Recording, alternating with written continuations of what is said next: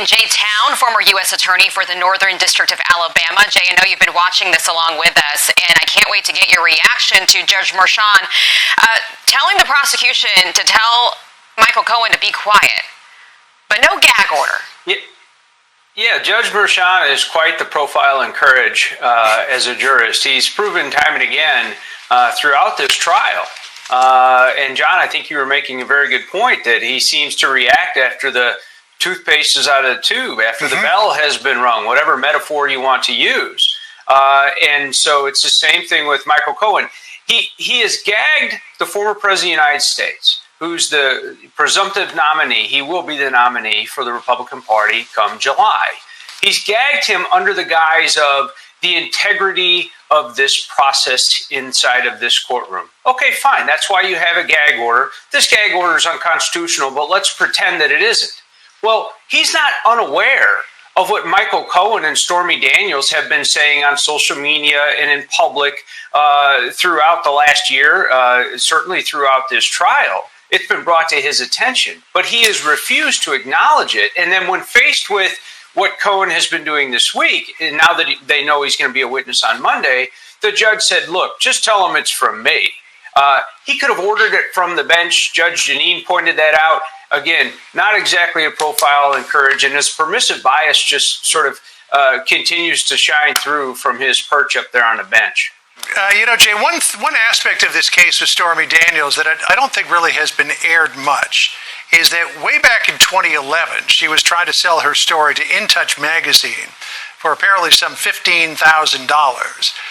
The story did not ever run, and potentially one of the reasons why it didn't run was because In Touch magazine called up the Trump organization to get comment. Michael Cohen apparently threatened to sue them if they ran the story. So that was back in 2011 that Michael Cohen was looking to have this story squashed.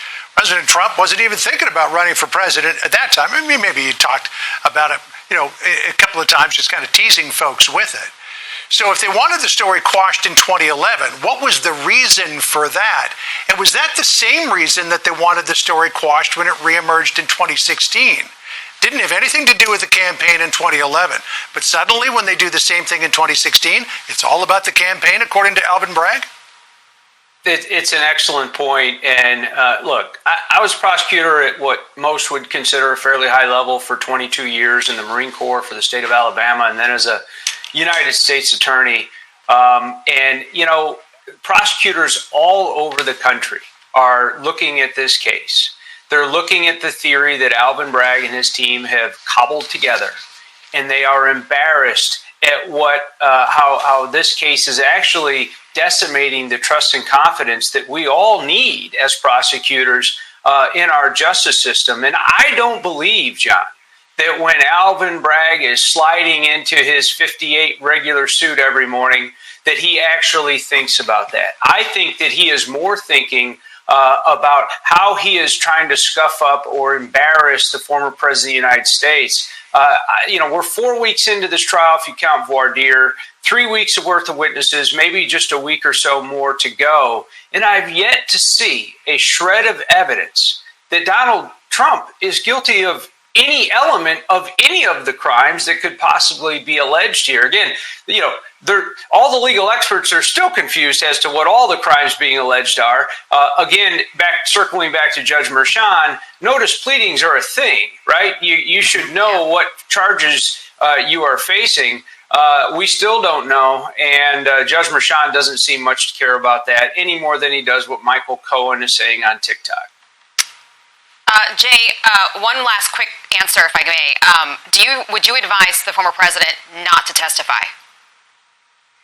Well, it really goes back to the point. Earlier on, I think Trump would get on the stand and he would tell the truth. But because Merchan has proven, just think of the 403 evidence that came in with Stormy Daniels. All of this tawdry and salacious detail that is completely inadmissible, but they allowed it anyway. Judge Merchan has proven that if Trump were to testify, where might the state go outside of the scope of his testimony? Hey, Jay, we got to run, but thank you so much for joining us. Really appreciate it. We'll see you again soon.